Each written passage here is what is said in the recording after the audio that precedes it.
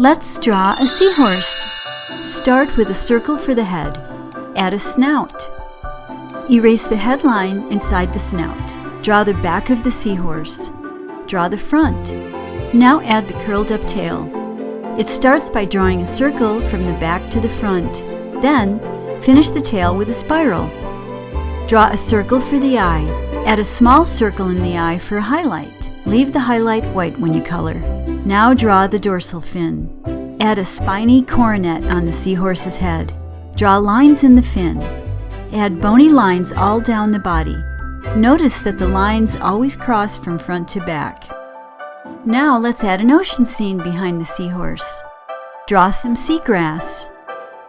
Draw a branch coral. Start with the main branch. Add as many branches as you like.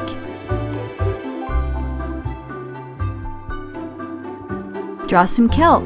First draw the stems, then add the leaves. Add some thin wavy lines in the background for the seawater. Notice the lines are behind the seahorse and sea plants.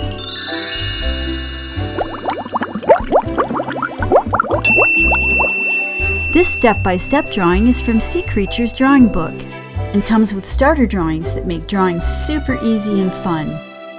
Subscribe to see more awesome drawings.